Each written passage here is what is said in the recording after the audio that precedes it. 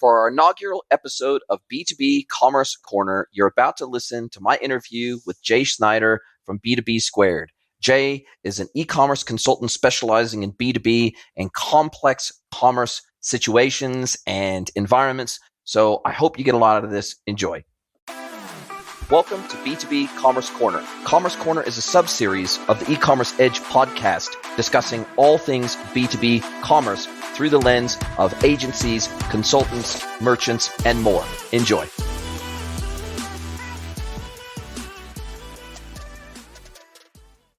Hello, everybody, and welcome to another episode of the podcast. It is absolutely my pleasure to welcome Jay Schneider to the podcast. He's based out of Milwaukee. Welcome to the podcast, Jay. Hey, Jason. Great to be here. It is so good to have you here. Now, what's cool about this particular episode, this is the opener episode. This is the inaugural episode of the B2B Commerce Corner. We already have our Thursday release, which talks about tech and SaaS as it relates to e-commerce. Got our Tuesday release, which is the mentoring moment segment. And now we're going to introduce this new segment to the podcast, B2B Commerce Corner, and you are our very first guest. So thank you for joining me today. Yeah, you're welcome. I'm looking forward to it and hope I can be a good first guest. Look, mate, you have such a significant background in B2B e-commerce specifically.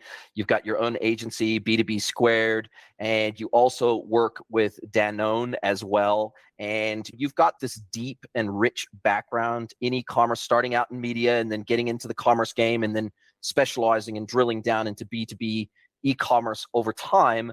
What drew you? How did you get sucked into this really unique niche segment of commerce known as B2B e-commerce? How did you initially get drawn into this space? Actually, it's a great question and an interesting story. So like you said, I spent a number of years in the B2B media space, scenes, trade shows.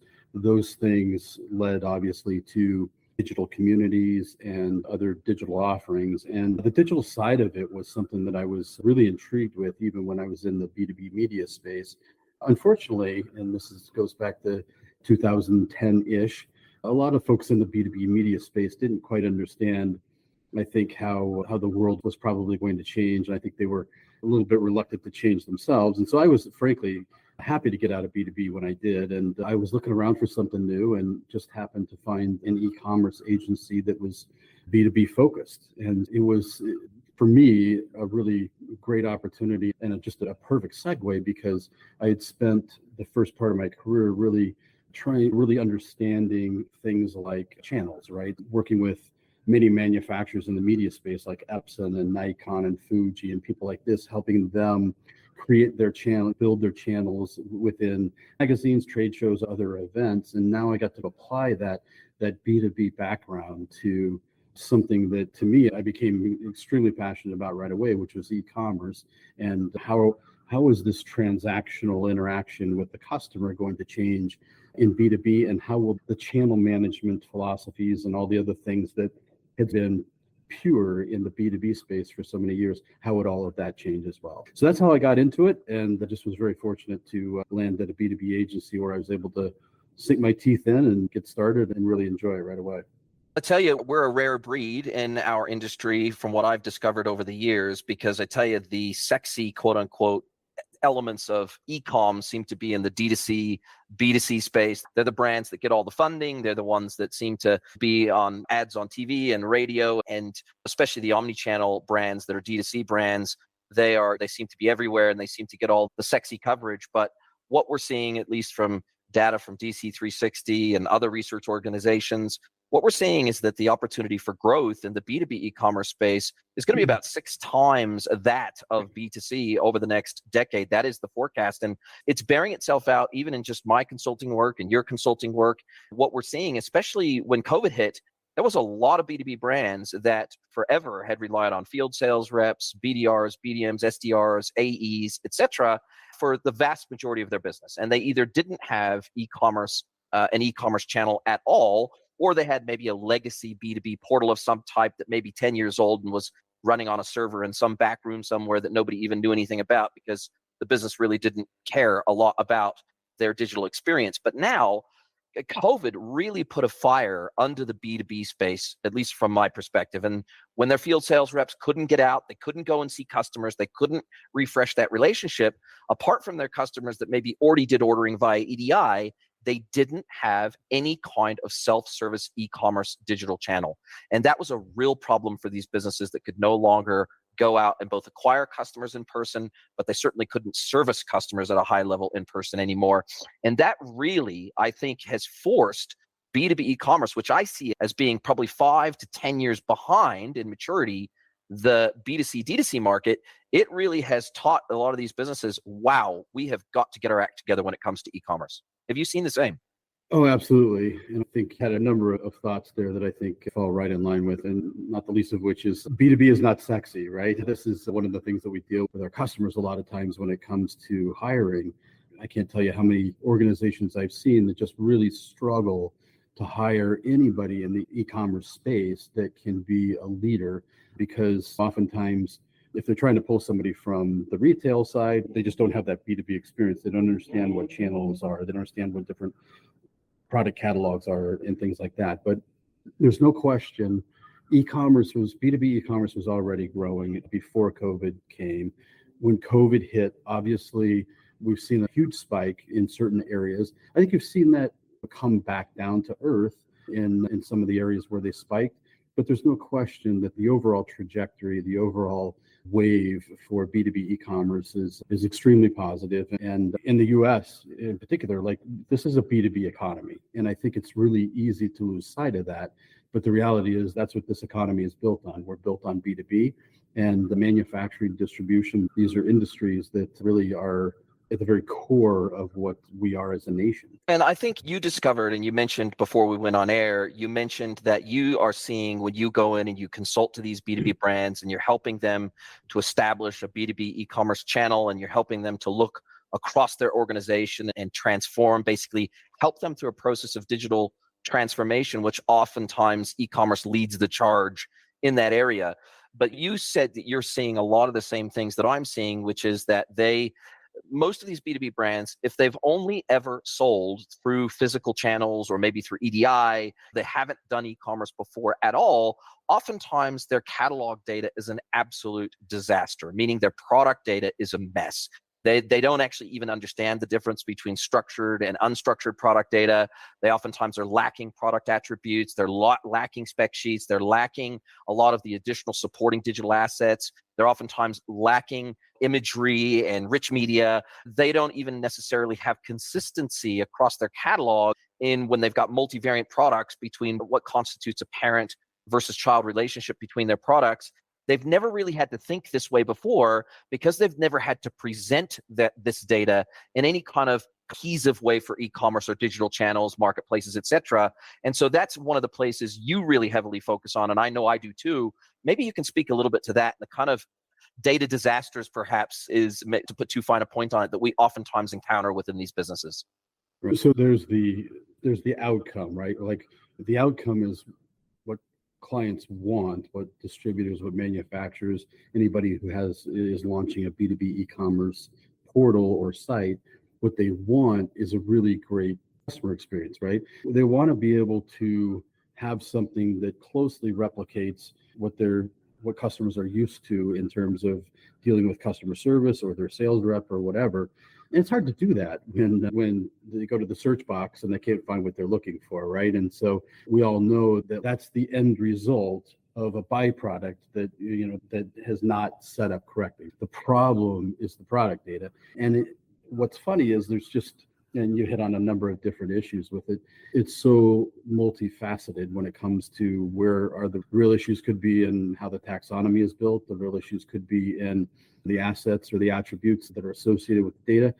Oftentimes, if you're talking about distributors, what is their source of truth for product data in the past? It's probably been price lists, things like that. And we all know that manufacturers have a ways to go in this game as well.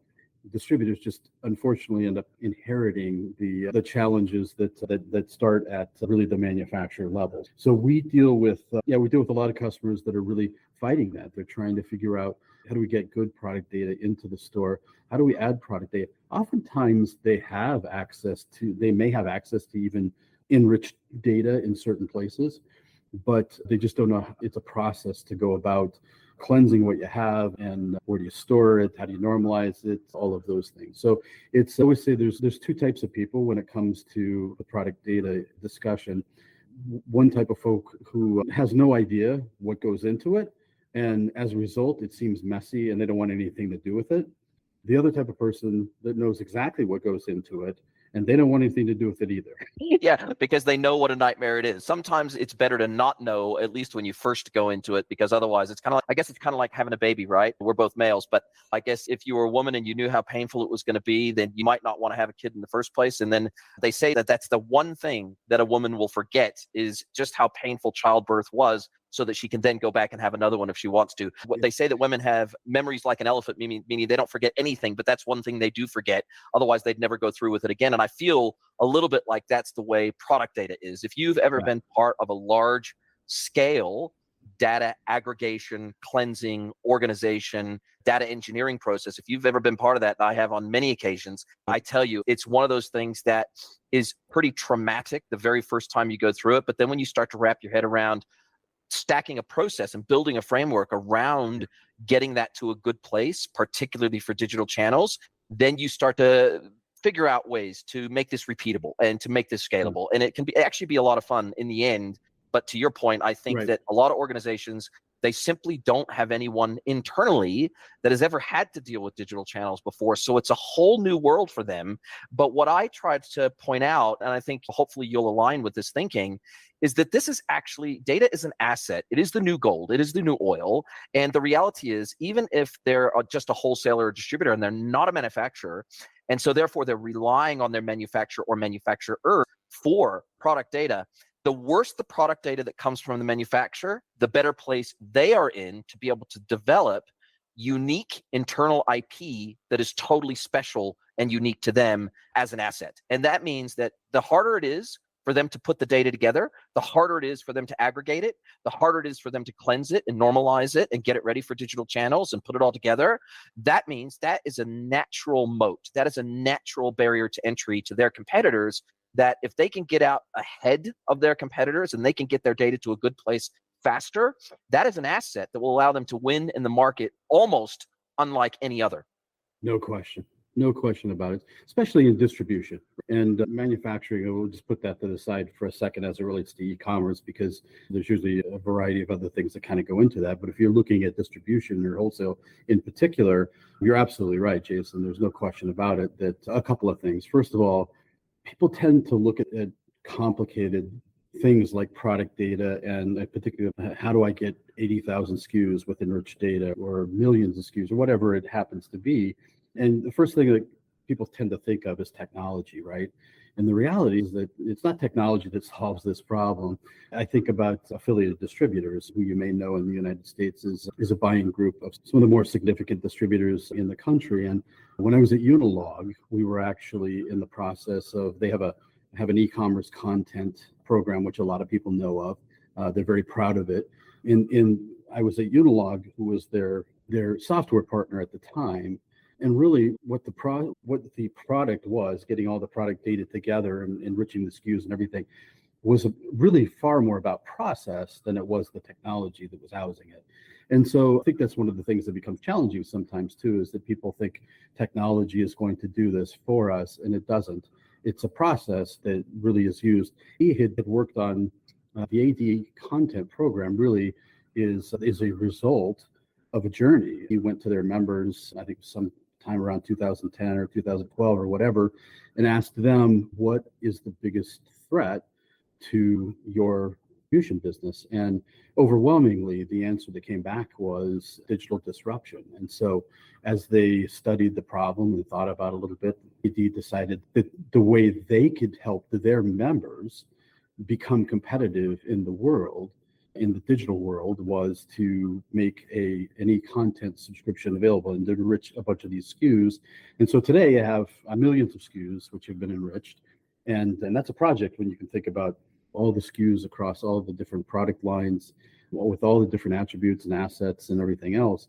But that's the big side of things, right? When people are trying to pull programs like that together. To go small, yes, find an area of your own product catalog that you can make your own. There's certainly a number of manufacturers out there that really struggle with the product data they have, and some of them it's really crude. But if you can figure out a way to use that data into something that's meaningful, it's a great competency for the business. There's no question about it. And I think that point that you raised around the concept that some consultants and a lot of B2B businesses have, that they think that there's a silver bullet from a technology perspective out there that, hey, let's implement this new ERP, or let's implement this new PIM, or let's implement this CDP or this e-commerce platform, and all of our struggles and all of our problems will go away. I think that there is this misconception that technology will solve all ills. But the reality is that technology is one of the last facets, at least in my consulting, that we look at. The first thing, we look at people, we look at process, we look at data, and then we look at tech, right? In fact, we usually look at the data first, because the data will tell me if I'm looking, for example, if I look at a sample of, say, 10 products and the product data associated with it, and I look at 10 customer accounts and I look at the data associated with that, I can usually tell a B2B business within minutes where their key pain points are in their business. Knowing anything else, without them telling me, just looking at sample data, I can tell them where their problems are, and I can tell them where their hurdles are in their business. Is that something that you've encountered too, that there is this thinking sometimes erroneously in the market that tech will just miraculously solve all your problems and there is a silver bullet to be had, and there just isn't? You just have to do the work. And oftentimes it starts from people, particularly in B2B, where field sales teams, AEs, et cetera, can see digital commerce, or they view digital commerce as a massive threat to their livelihood and their future in the business. And sometimes the first conversation you've got to have is how digital commerce will actually help them, not hurt them. And then once you can get them on board, everything else becomes a little bit easier. Yeah, there's no question about it. And doing the work, I think, is really a key, because form follows function, right? It always does. And I think these days, when I always think about the situation when companies are looking to re-platform e-commerce, right? So what do? What's the first thing they do? They start calling software companies, right? And they start going through demos and all the other things. Really, the process starts with your customers. Find out, what are they doing today? Where are they? So once you can have the opportunity to really step back and figure out, like, what does this need to look like, and really build the requirements correctly, then you have a much better feel for what sort of technology needs to fit the application of whatever it is you're trying to do. And that could go for product data or content management or e-commerce or any number of things. But that's the problem, I think, is that people want to solve it with technology. And the reality is that it always comes down to process and people, and technology is there to support that. And the more that we understand that, I think the better off we're going to be at helping people truly solve the problem and not just do work. And one of the outcomes that I've seen, and I'd love to know whether your experience echoes this or not, is that if I can spend, I don't usually need any more than 20 minutes with the sales team before I can get them fully on board and behind almost any scale of e-commerce project. And I tend to start with the question of, how much of your day on average as a percentage do you spend on admin duties? And the answer that I get back ranges generally from anywhere from 20 to 60% of a sales reps or salespersons or SDR, whatever role they might be. They're effectively sales in the business. It ranges from 20 to 60% of their day is spent doing manual tasks. That means sending out spreadsheets with new catalogs. That means sending emails. That means jumping on Zoom calls. That means taking an order from a customer via spreadsheet that was attached to an email and manually entering that into their ERP system for payment and fulfillment. That means the number of things that they do today that are not directly enhancing their own bottom line in terms of commissions or bonuses or whatever it might be. And at the same time, they're not actually creating a fantastic customer experience either. When you start digging into the nitty-gritty of this, I don't know a single salesperson on the planet that likes admin duties. Yet, what do most salespeople do? They spend a significant portion of their time on admin duties, managing pipeline in the CRM, closing deals, going out and trying to secure new customers. The amount of admin they do is just phenomenal. And when you explain to them that, hey, look, I'm not here to actually take away and eliminate salespeople from the business, I'm trying to free you up to do the stuff you actually love, which is going out, finding new customers, having conversations with them, schmoozing with them, getting them on board, giving them a great customer experience, helping to go out and source new products for your existing customers that are already happy with your service, et cetera, et cetera, et cetera. And let's take away the pain of the admin of replenishment orders of a catalog they already have access to. You're still going to get credit for it because they're a named account of yours. It's not like I'm trying to take away the credit and take away your commission. I'm just trying to allow the customer to buy in the way that they want to buy anyway, and the way that they already buy in their personal life. I'm trying to enable that for them in their business life and allow you to be freed up to go do the stuff you love instead of admin work. And usually when you have that kind of conversation, I find that the reception is totally different, even though they may see you as a threat as a consultant coming in, because they think what you're coming in to do is to eliminate the salesperson. That's what they see us as. And when you have the conversation and when you contextualize it in the right way, it's usually a pretty easy conversation to have. Yeah, and I think I'm even going to go one step further than that, Jason. As an executive, how are you paying your salespeople? How are they compensated? Because really, salespeople they're coin operated, right?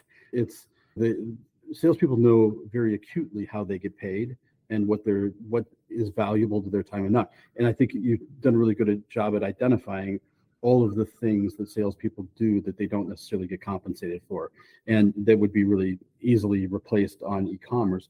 For some reason, though, oddly, I think by many folks who make big investments in e-commerce and stuff like that, think that that's another channel, right? So I've got my salespeople, that's a channel. And now I have my e-commerce site, that's a different channel. And now I might look at Amazon, that's another channel. No, your salespeople and your e-commerce, how are you going to unite those channels so that they work together? To me, that's the more important question I think people really trying to wrestle with. It's funny, I was on a panel discussion at an industry event last summer. And I don't even remember we were talking about a number of different things, but somewhere along the way, the compensation thing came up, how you compensate salespeople and how is that in alignment with what you're trying to do from an e-commerce perspective, or is it in conflict with what you're trying to do, et cetera. And I was amazed. We ended up talking about sales compensation for the balance of the time that we had, which was about another 15 minutes at the time, because every executive that was in the audience had a question about how do you handle this compensation thing. But in short, I think you're exactly right.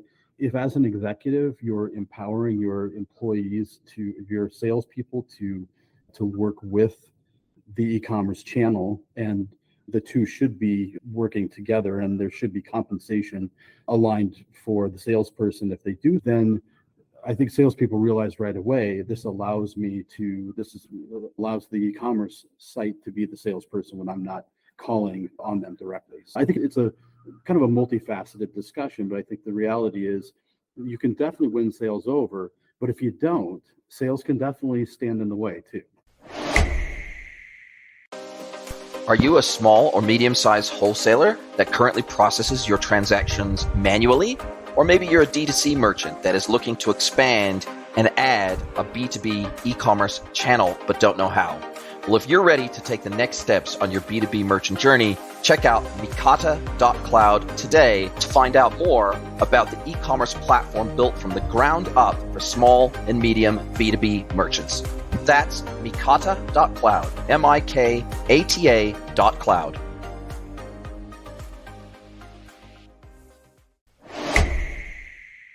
Salespeople hold all the power in a lot of these B2B businesses. And if they drag the chain, then and they're not on board with this project, they can intentionally or unintentionally, they will be a ball and chain for your e-commerce initiatives in such a way that they can, through subterfuge or whatever, they can ensure that this project will be a failure and that it will bring no additional benefit to the business. So you have to get the people on board. You can't do a project of this scale in stealth. You just can't, and then spring it on the team. It just doesn't work that way in a business. And I think that the element of transparency is really mission critical there.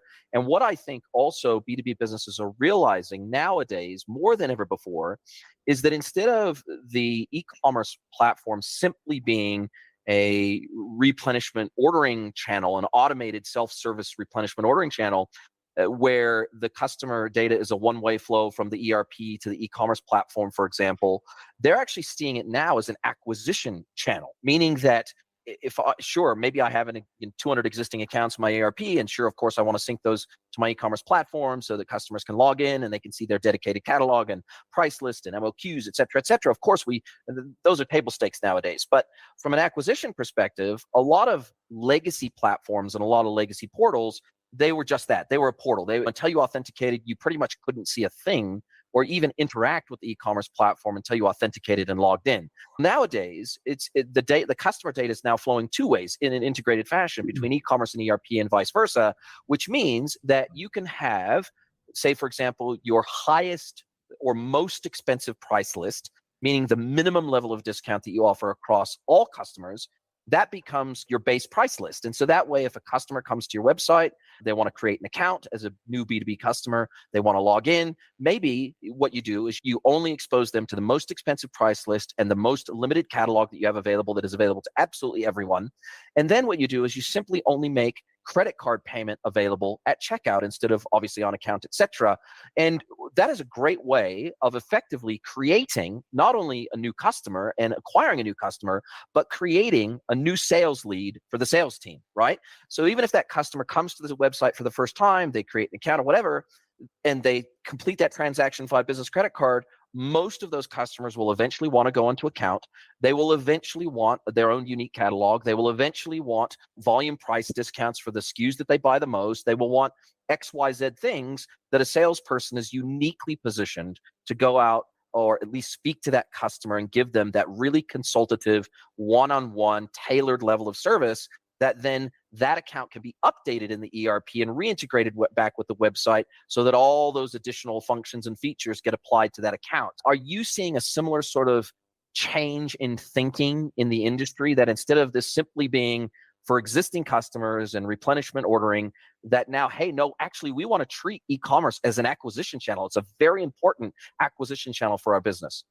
Yeah, I think in terms of strategy from the e-commerce store owner, I think that's growing. I think it's absolutely there. And I guess I'll go back to the product data discussion, because I think this is really where the rubber meets the road. If you've done a really good job at making sure that you have the proper attribution and the proper product data and assets and everything else, then it becomes just a really great net that you cast out, and Google helps you with lead gen. Is really what it comes down to. And I absolutely agree with you. The opportunity to, because when people are looking for something, they may be a very active customer with maybe one of your competitors, but for whatever reason, that competitor was out of stock with something, they need it and they need it now. They find it in your store, they check out. Now's your opportunity to maybe even move somebody that was a competitor of yours, was with a competitor of yours, to being a full service customer with you, with account pricing and other things. Yeah, absolutely. I agree. It can be a great lead gen tool. And I think more importantly, building workflows out of that, I think, is the way of the future. And are you seeing that with the projects that you've consulted on, and this is certainly something I've witnessed kind of time and time again, that system integration becomes a project in its own right in many respects, because a lot of these B2B businesses, they don't actually understand that they need a traffic cop for data in their business, because maybe they've only ever worked out of their ERP. They've done absolutely everything out of their ERP and maybe the associated CRM that's maybe pre-integrated as part of the ERP, or maybe they've implemented Salesforce or something like that, and they operate their CRM quite almost independently of their ERP or their other transactional systems. But in a digital channel enabled world, system integration becomes absolutely mission critical. You can't run a business without it. And you have to have great integration between, say, your ERP and your e-commerce platform, and or your CRM and your e-commerce platform. Have to have great integration between your ERP, your PIM, and your e-commerce platform, and CDPs and marketing automation. And you're working on a marketing automation platform specifically for B2B. And the reality is that system integration is, in some respects, even more important than some of the end components that you're plugging into it. Yeah, there's no question about it. And I think one of the things that I think I'm struggling with a little bit is, where does that begin and where does that end? You can put a full stack together just with marketing tools these days. And the reality is that the more things you integrate, the more management and more maintenance you have, the less visibility, if you're not careful, that you get, right? So where possible, maximizing your visibility to the data that you want and having it in the places you need it with as few tools as possible is better. But I agree with you. I think there's no question about it. System integration is not going away. I'm glad to see that many of the platforms are making it easier. And even seeing certain simple tools like Zapier and some other things that are along the way trying to make even simplified integration possible as well, I think is good to see. So it certainly is. And recent data by DC360 and several other data vendors out in the marketplace have talked about that even today, in excess of 40% in the United States of all B2B transactions are manual. And that number, frankly, to me is just terrifying. And obviously, that's primarily the domain of SMB, manufacturers, wholesalers, and distributors. The big end of town, the massive players, the Grangers of the world, they're not only enabled from an e-commerce perspective, but EDI is a significant portion of their business because so many of their customers are the big boys, the big girls end of town as well. And so we have this big end of town, which is serviced oftentimes by EDI and EDI level integration, which is fully automated directly, usually ERP to ERP, and it doesn't really require a human at all. And then we have at the small end of town, we have manual, which can, again, take the form of a customer filling out a spreadsheet with the SKUs that they want and the quantity, sending that off to a sales rep via email, and then the sales rep manually putting that into an ERP or some other fulfillment system. Or heaven forbid, it actually gets typed and pasted into an email, and that form of level of manual processing takes place. I've seen that too. And then you have kind of everything in the middle, which is that fat middle, which is you've got these B2B businesses in particular that are, say, from 0 to $20 million a year in GMV, and yet they're still doing processes manually even as they get to that scale. And with 40% of transactions being manual, that to me feels like where all of the opportunity sits. It's these businesses that either have a legacy system that they don't use anymore, it's maybe in place, but they don't use it because it's too complex, it's too hard, salespeople don't trust it, whatever it might be, or they have no automation at all in their business. And man, they're trying to scale, they're trying to get bigger, they're totally constrained by the manual process associated with those transactions. And that to me feels like a place where e-commerce can have a massive impact. yeah, there's no question about it. First of all, way back in the beginning, what was the percentage you said? It was over 40% of B2B transactions today in the United States are manual.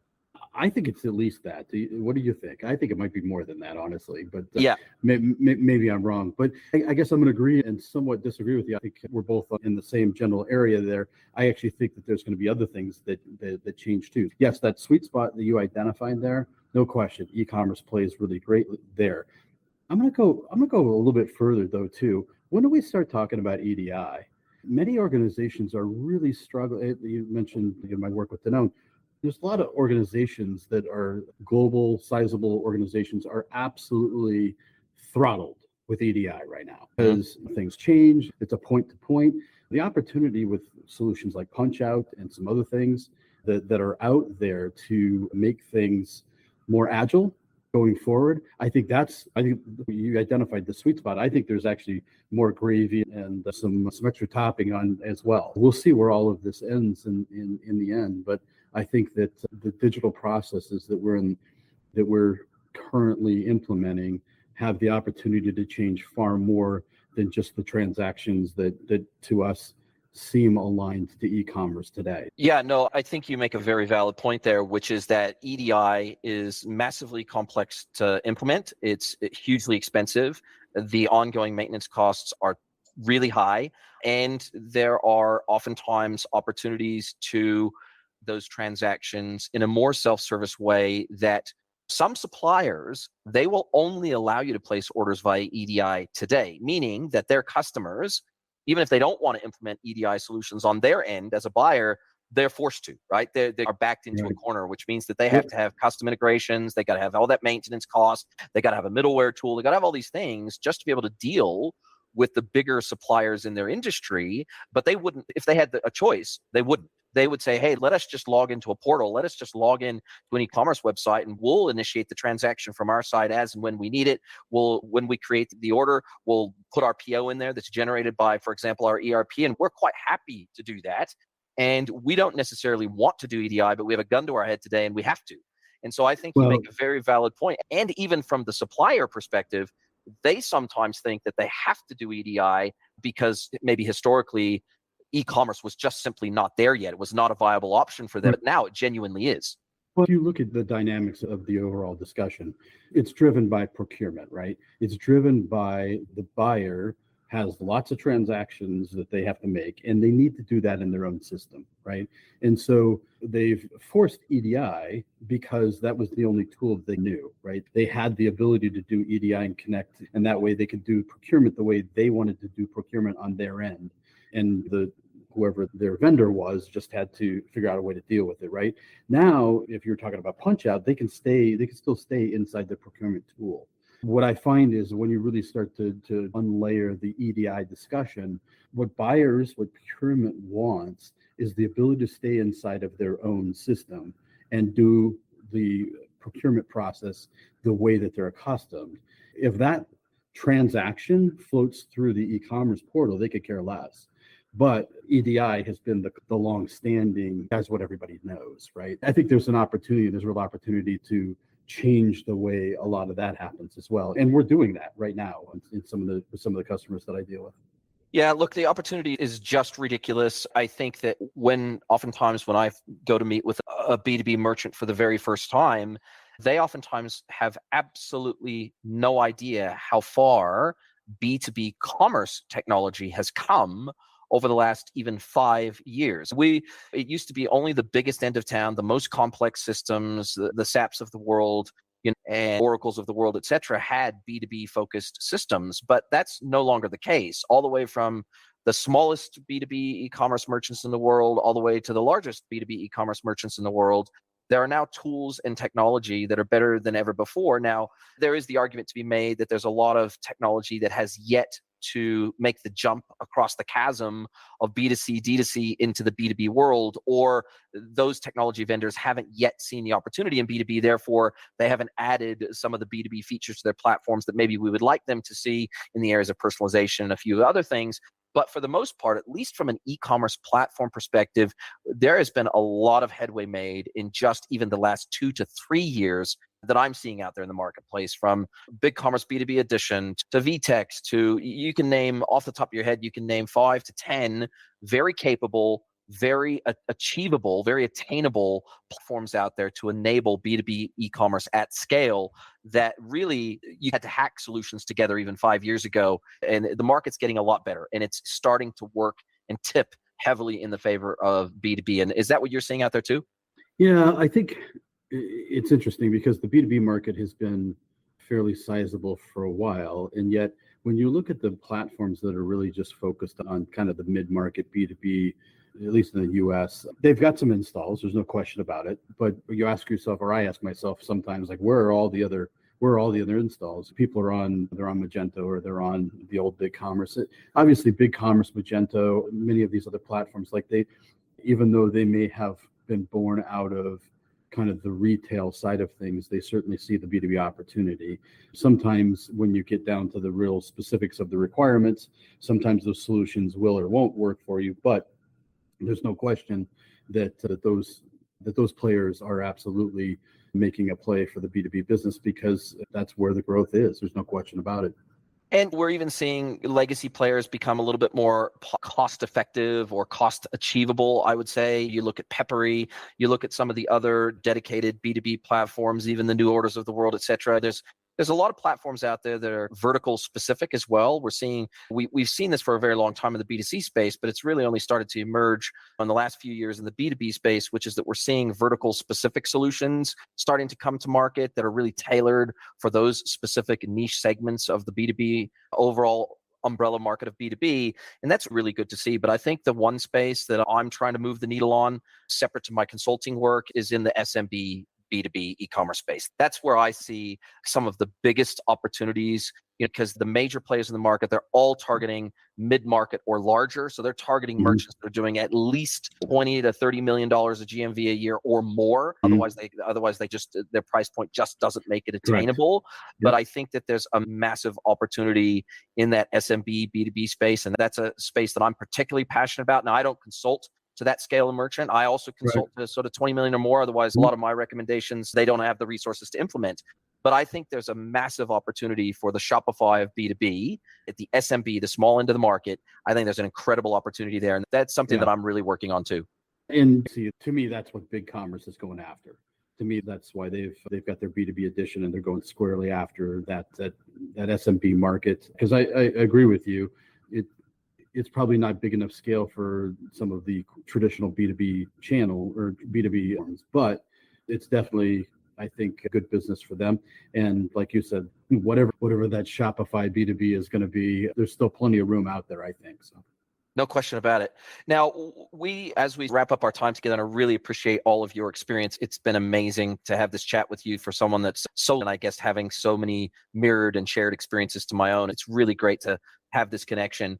And if we're talking to my audience now, and let's say you're a B2B, let's just say a wholesaler or a distributor, you're not necessarily a manufacturer, you've never done e-commerce before, you're doing, let's say you're doing $30 million a year in GMV, and you're really taking a long, hard look at this whole e-commerce thing for the very, very first time. What are maybe the top one or two questions that you think they should be asking themselves before they embark on this digital transformation, e-commerce enablement journey? What are the top things you think these businesses should be doing right now before they kick anything off? The first thing I would be doing is talking to my customers and asking them questions about, obviously, they're buying stuff online. Where are they buying online? What do they like? What do they not like? Those types of things. So that would be one of the first things I'd be asking is, what is it my customers need or want? And oftentimes customers don't know, right? Like they only know what's in front of them. They use Amazon because everybody knows what it is and it's easy, right? But asking them the questions of what they use and what it is they like may help inform other things that you could put into your store that could be opportunities to have a competency, for instance, in a certain area. I think some of the other things are, what is it really going to take? We talked about the product data.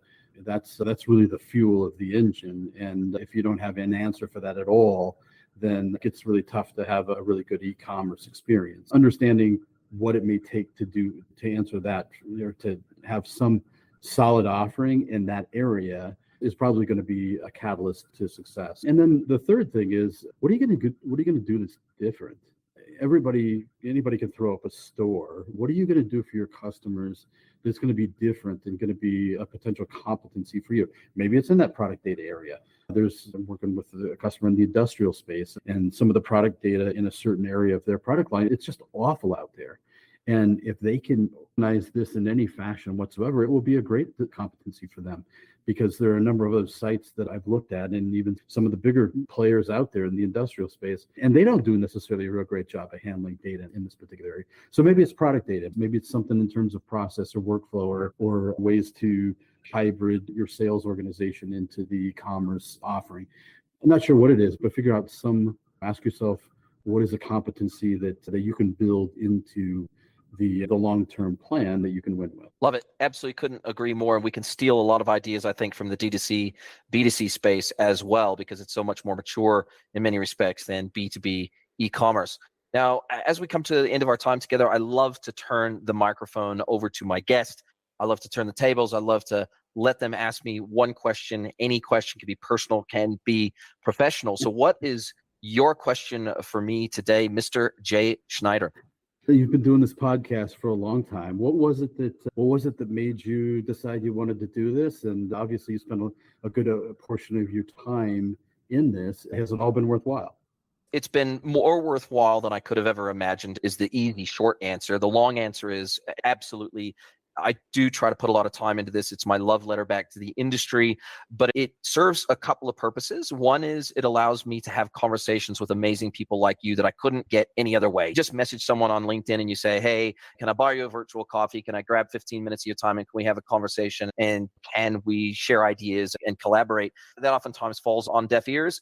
But sometimes when you have a podcast and it has the opportunity to maybe put their name in the spotlight and maybe put a spotlight on what they do, how they do it, their technology, whatever it might be, oftentimes you'll get a much more favorable response than if it seems like you're just out there to get something for yourself. And so I think it's a very non-selfish way to be able to have conversations that I get a huge education from, and hopefully my audience gets a huge education from. And it just opens doors. It opens doors, but for me, it has opened the opportunity for me to be able to speak at conferences and be an MC at conferences and attend roundtables and fireside chats and things like that, because a lot of the event organizers, they'll go out there looking for people that maybe have a certain competency in the industry or whatever. And when they have an opportunity to be exposed to my content, and my podcast is oftentimes one of those pieces of content they get exposed to, they can see what expertise I might have that might be valuable to them in the kind of content they're producing. So it has opened an incredible amount of doors. I don't do it to drive business for my consulting business, but it is also part of that flywheel in the sense that it demonstrates expertise for potential customers so they can come and they can listen and go, hey, this guy actually sounds like he knows what he's talking about. Let's reach out to him and see if he's a good fit to work with us. So it has had benefits far beyond. When I first started out doing it, these things take on a life of their own. I just knew when I started this, there was nothing out there like what I wanted to produce, meaning that there was no podcast. There was probably 10 major e-commerce podcasts out there, but none of them were having the kind of conversations, for example, with tech vendors to be able to dive deep and ask them really nuanced questions about what their technology does and how it does it. There was just nobody else out there producing that kind of content.